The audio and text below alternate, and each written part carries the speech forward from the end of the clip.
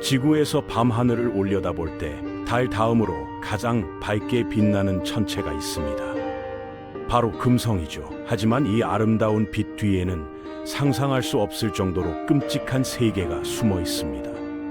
납이 녹아버릴 정도의 뜨거운 온도, 몸을 으스러뜨릴 만한 엄청난 압력, 그리고 황산비까지 내리는 지옥 같은 환경 말이죠.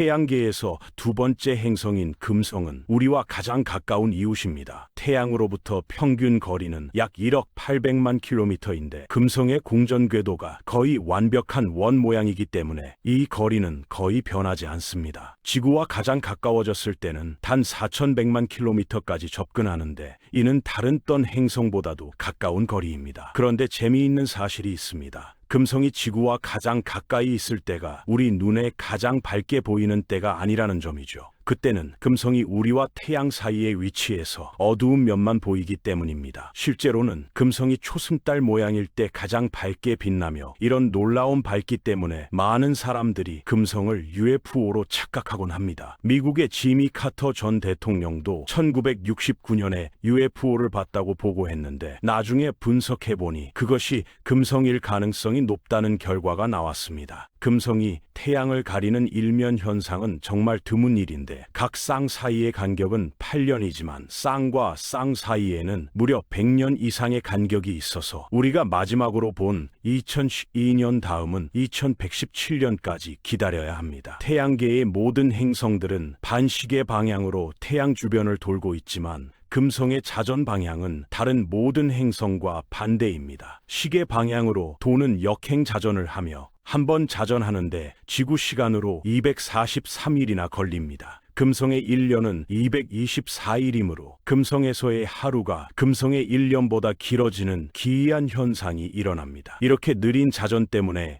적도에서 금성의 자전 속도는 시속 단 6.5km에 불과하며 이는 금성이 태양 다음으로 태양계에서 두 번째로 구에 가까운 모양을 갖게 만들었습니다. 금성이 왜 다른 행성들과 반대로 도는지는 명확하지 않지만 수십억 년 전 거대한 천체와의 충돌이나 조석 작용 때문일 것으로 추정됩니다. 오랫동안 금성은 마치 수줍은 연인처럼 신비로운 두꺼운 대기로 자신을 감추고 있었습니다. 그런데 금성이 그 신비를 포기하도록 설득하는 일은 결코 쉽지 않았고 처음 시도했던 과학자들은 실망을 맛봐야 했습니다. 사랑의 여신 이름을 딴 행성이 상상할 수 있는 가장 위험하고 적대적인 세계 중 하나라는 건 정말 아이러니합니다. 1901년부터 1907년 사이에 금성 탐사를 목표로 발사된 최초의 15개 임무 중에서 특정 목표를 달성했다는 면에서 성공으로 분류할 수 있는 것은 NASA의 마리너 2호, 5호와 소련의 베네라 4호 총 3개뿐이었습니다. 이후 베네라 4호, 5호,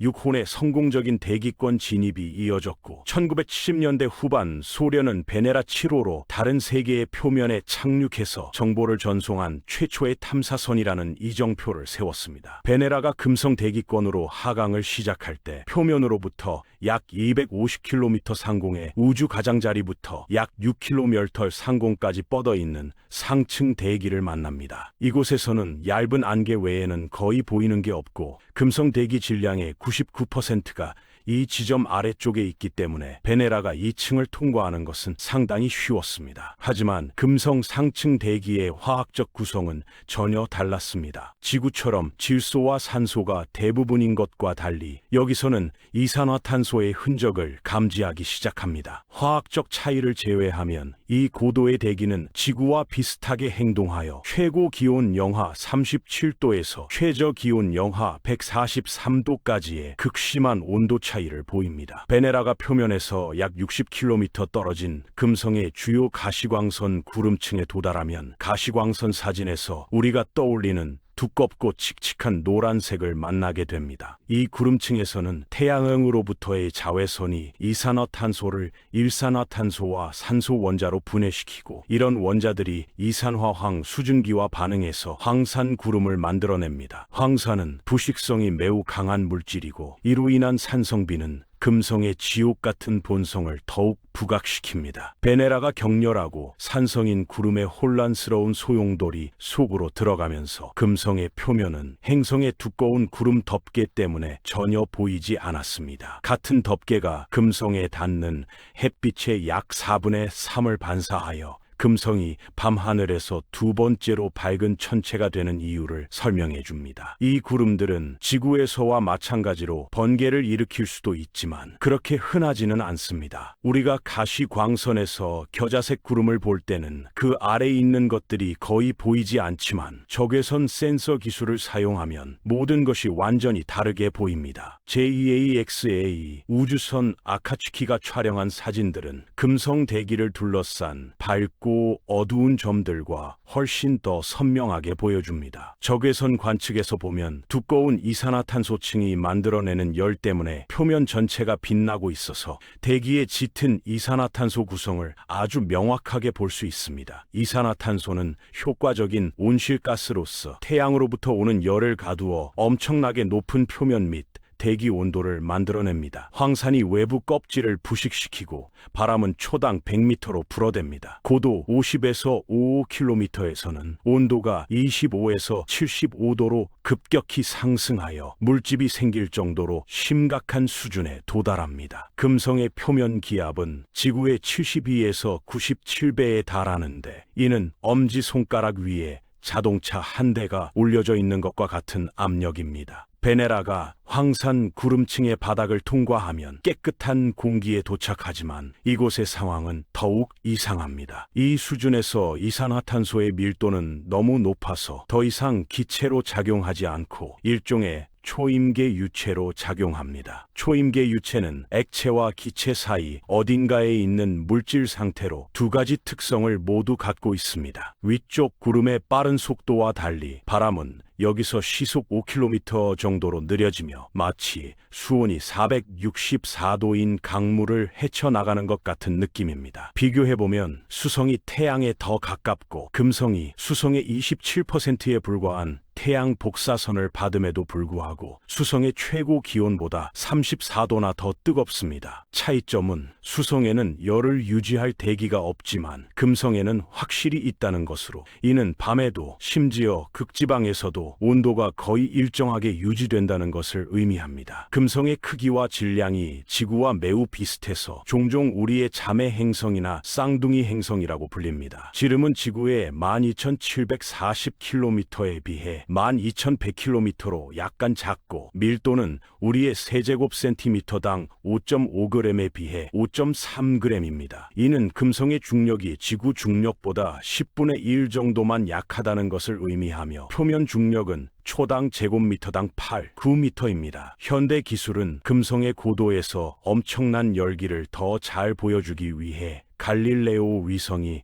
2.3마이크로미터 파장의 근접 외선 범위에서 촬영한 금성의 하부 대기 사진을 제공합니다. 대기 아래쪽에 붉고 뜨거운 부분과 대기 위쪽의 황산 구름으로 인한 어두운 부분이 선명하게 보이며 금성 대기의 하층부는 엄청나게 뜨겁고 온도와 구성이 모두 다른 여러 층들이 존재합니다. 자외선 아래에서 본 대기층을 살펴보면 JEAXA 우주선에서 촬영한 283노미터와 365나미터 파장 이미지는 적외선 이미지만큼 색상과 밝기의 대비가 크지는 않지만 가시광선보다는 변화가 더 큽니다. 구름층 층의 어둡고 얼룩진 부분들은 자외선이 반사되기보다는 흡수되고 있음을 나타내지만 정확히 어떤 화학물질이 이런 흡수를 일으키는지는 여전히 논란의 여지가 있습니다. 적외선으로 금성의 극지방을 살펴보면 유럽 대륙 크기의 거대한 극소용돌이가 존재하며 초속 100m의 바람에 의해 휘몰아치고 있습니다. 하지만 정말 이상한 점은 그들이 중앙에 눈이 하나가 아니라 두 개씩 있다는 것입니다. 과학자들은 아직도 그 이유를 정확히 알지 못하며 금성의 복잡하고 변동성이 큰 극소용돌이는 24시간 이내에 변할 수 있어 모델링이 매우 어렵습니다. 우주에서 볼 수 있는 모든 시야를 황산구름이 엄청나게 많이 가리고 있어서 금성 표면을 가시광선으로 볼 수 있는 유일한 이미지들은 표면에 착륙한 착륙선에서 찍은 것들 뿐입니다. 소련의 베네라 탐사선 4대에서 가져온 6개의 이미지만 가지고 있는데 공기는 놀라울 정도로 맑았지만 모든 것이 대기의 산성 구성 때문에 둔한 노란색이었습니다. 고대 용암류가 지금은 평평한 평원으로 굳어지고 금성의 강렬한 대기에 의해 침식되었음을 보여주는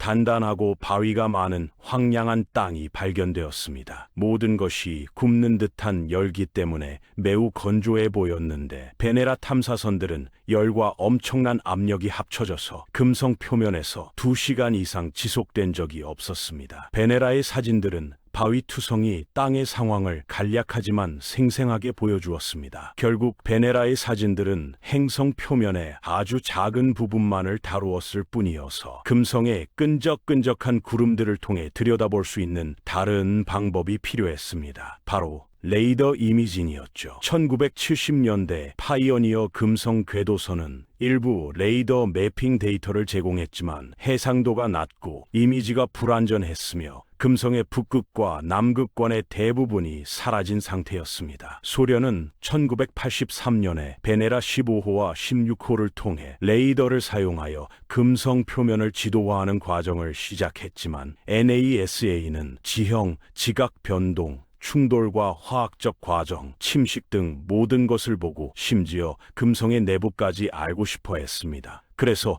행성 표면 전체를 매우 자세하게 포착하고 중력 지도를 만드는 야심찬 마젤란 임무를 수행했습니다. 마젤란을 획기적으로 만든 3가지 주요 공학적 혁신은 먼저 금성의 짙은 대기를 뚫고 들어가기 위해 3.7m 고이득 보이저 안테나와 과거 구성 요소들을 사용한 합성 개구 레이더였습니다. 다양한 궤도 위치에서 각 영역의 여러 판도값을 수집하여 훨씬 더 큰 안테나에서 관찰한 결과를 시뮬레이션했고 전례 없는 표면 세부 정보를 보여주었습니다. 두 번째로 마젤란은 3시간 15분 주기의 극궤도 경로를 따라 남북 방향으로 금성을 훑어보며 전체적으로 243일짜리 매핑 주기를 6번 완료했습니다. 한 3번째 주기에서는 행성 표면을 매핑했고 마띠검 6번째 주기에서는 중력장 데이터를 수집했으며 3번째 주기가 끝날 무렵에는 금성의 98%를 100-250m 해상도로 지도화했습니다. 이 탐사선은 NASA가 지금까지 수행한 모든 행성 탐사 임무의 총합보다 많은 150GB의 데이터를 지구로 전송했습니다. 1992년 9월 3번째 지도 작성 주기를 마친 후 마젤란은 NASA의 심우주 네트워크에 지속적인 무선 신호를 전송하여 도플러 효과를 통해 과학자들이 금성의 중력장을 해독하고 행성의 내부 구조와 밀도 분포에 대한 정보를 얻을 수 있게 했습니다. 이 이미지들은 당시 지구나 궤도 우주선에서 촬영한 이전 모든 레이더 이미지보다 10배 더 선명하고 파이어니어 12호의 데이터보다는 250배 더 선명했습니다. 처음으로 우리는 그 두껍고 해로운 구름 아래에 숨어 있는 것을 직접 볼 수 있게 되었고 마젤란은 매우 자세한 세계를 보여주며 우리 바로 옆 이웃의 표면 특성을 처음으로 보여주었습니다. 금성에 접근하면 크레이터가 별로 없다는 것을 바로 알 수 있습니다.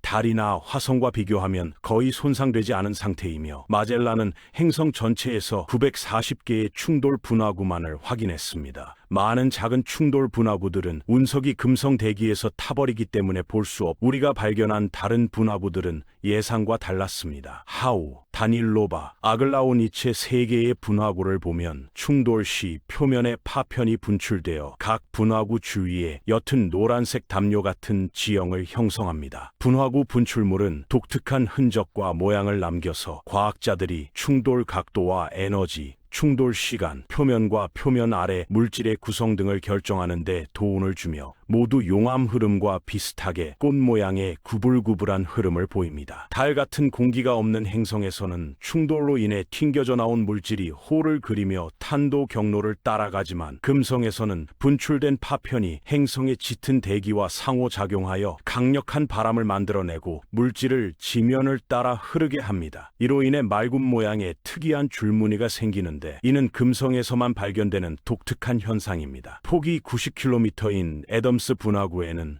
600km 길이의 유출고리가 있는데 이는 충돌 용융물이나 마그마로 만들어졌을 가능성이 높으며 금성의 높은 온도와 압력으로 인해 훨씬 더 오랫동안 액체 상태를 유지할 수 있습니다. 이런 분화구들이 드물다는 것은 금성의 표면이 실제로는 매우 젊다는 것을 시사하며 마젤란이 수집한 중력 데이터는 금성이 약 3억 5억 년 전에 전 지구적인 표면 재폰 현상을 겪었다는 가설을 뒷받침합니다. 그렇다면 이처럼 극적인 사건의 원인은 무엇일까요? 바로 화산 활동입니다. 우리는 마젤란보다 먼저 금성에 화산 지형이 있다는 사실을 알고 있었지만 행성의 무려 85%가 화산 흐름으로 덮여 있다는 사실은 전혀 몰랐습니다. 팬케이크 돈들은 폭이 65km이고 높이는 1km도 안 되는 넓고 평평한 꼭대기를 가지고 있으며 점성이 매우 높은 용암에서 형성되었을 가능성이 큽니다. 두 개의 거대한 방패 화산인 사파스 몬스와 마트 몬스는 수백 킬로미터 뻗어 있는 광활한 용암 흐름들을 보여줍니다. 과학자들은 이런 화산 평원의 다양한 모양과 패턴을 연구함으로써 국지적인 방패 화산 폭발부터 대규모 지역적 용암 범람 사건까지 다양한 화산 형성 과정을 식별할 수 있습니다. 마트 몬스는 높이가 무려 8,000m로 에베레스트 산만큼이나 크며 넓고 완만한 경사면이 특징인 방패 화산입니다. 금성의 풍부한 용암류와 화산 지형은 화산 활동이 금성 표면 형성에 중요한 역할을 했다는 것을 확인시켜 주었고 이 행성이 오늘날에도 여전히 화산 활동을 하고 있을 것이라는 이론을 낳았습니다. 2024년에 마젤란의 보관 데이터를 재조사한 연구자들은 1990년대 초 탐사선이 관측하는 동안 실제로 두 개의 화산이 폭발했다는 사실을 발견했으며 이는 마트몬스가 1991년에도 분화했다는 전년도의 발견을 뒷받침합니다. 500km 폭의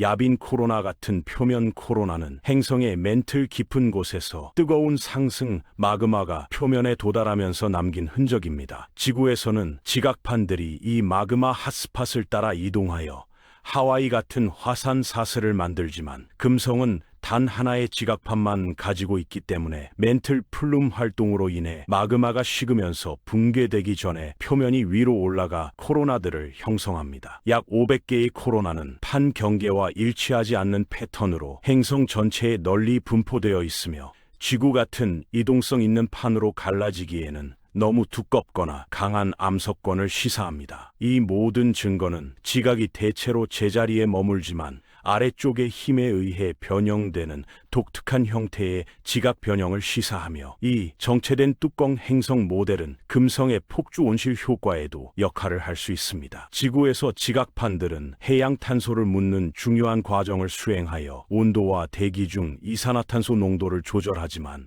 금성의 지각은 정체되어 있어 이런 조절 과정이 일어날 수 없습니다. 그 대신 열은 표면 아래에 축적되고 온실가스는 대기에서 효과적으로 제거되지 않아 내부가 더 뜨거워질수록 시스템은 더 불안정해지고 결국 행성 전체가 표면화되는 현상이 일어나면서 순환이 다시 시작됩니다. 금성의 독특한 지각 운동과 멘틀 활동의 또 다른 흥미로운 증상은 우리가 금성의 고지대에서 볼 수 있는 테세라입니다. 타일처럼 생긴 지형이 매우 변형된 것이 특징인 이들은 금성 표면의 약 8%를 덮고 있으며 주로 고지대에서 발견되는 금성 표면에서 가장 오래된 표면 지형 중 하나로 약 7억 5천만 년 전의 것입니다. 마젤란은 금성에서 가장 눈에 띄는 테세라 중 하나인 알파 레지오를 놀라울 정도로 자세하게 생생하게 보여주었습니다. 과학자들은 아직도 테세라가 정확히 어떻게 형성되는지 알지 못하지만 화산암으로 만들어졌거나 금성의 대륙 지각의 일부로 압축이나 팽창을 통해 변형되었을 가능성이 높아 금성의 지질학적 과거를 들여다볼 수 있는 관문이 될 수 있습니다. 마젤란이 태양계의 다른 행성인 금성의 아프로디테 테라에서 활동적인 지각 운동의 첫 번째 증거를 포착했는데 1990년 12월 말과 8개월 후 같은 지역을 촬영한 사진을 비교하면 밝고 흐르는 듯한 영역이 나타난 것을 볼 수 있습니다. 이는 금성 지진으로 인해 발생한 산사태의 결과일 가능성이 높으며 1994년 10월 13일 역사상 가장 성공적인 시모주 임무 중 하나를 완료한 후 탐사설은 금성의 대기권으로 최종 하강했습니다. 최근 금성에 대한 가장 큰 뉴스는 금성 대기 상층부에서 포스페 포스핀 가스가 발견되었다는 것입니다. 2020년 제임스 클러크 맥스웰 망원경의 측정 결과 미량의 가스가 존재하는 것으로 나타났는데, 포스핀은 저산소 환경에서 미생물을 통해 생산될 수 있어서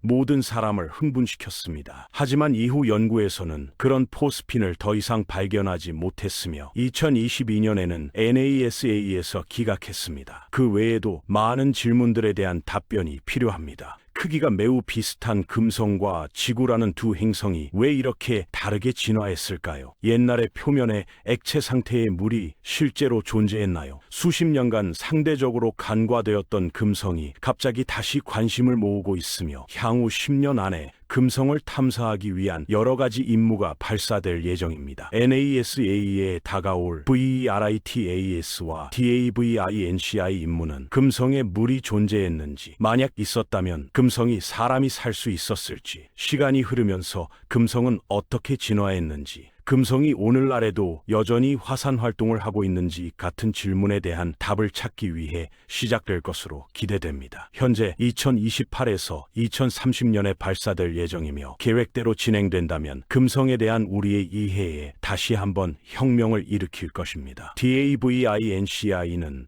두 번의 중력 보조 플라이바이 동안 금성의 구름을 연구하고, 금성 대기 깊숙이 하강 탐사선을 보내 금성의 가스, 화학, 물의 역사를 더 잘 이해할 것입니다. 한편 VERITAS 우주선은 금성을 공전하며 3년 동안 표면에서 나오는 열을 측정하고, 금성의 테세라 구성을 분석하여 지속적인 화산 활동과 지각 활동의 증거를 찾는 것이 임무입니다. 안타깝게도 VERITAS와 DAVINCI는 모두 NASA의 예산 삭감이 제한되면 취소될 임무들이지만, 세계의 다른 나라들은 나서고 있습니다. ESA, 러시아, 중국, 인도, 심지어 미국의 민간 기업까지 모두 금성을 향한 야심찬 임무를 계획하고 있어서, 운이 좋으면 그들 중 일부 또는 전부가 우리를 사랑하는 별에 대한 위대한 발견의 항해로 인도할 것입니다. 다양한 파장의 빛을 통해 금성을 관찰함으로써 우리는 가시광선만으로는 알 수 없는 훨씬 더 많은 지식을 얻을 수 있었습니다. 우리는 수 킬로미터에 달하는 불투명한 구름을 통해 화산과 분화구의 형태를 식별하고, 대기와 표면의 화학적 구성을 파악하고, 적외선 이미징을 사용하여 보이지 않는 것을 보이게 할 수 있었으며, 이 모든 것이 그곳의 환경이 그토록 극단적인 이유에 대한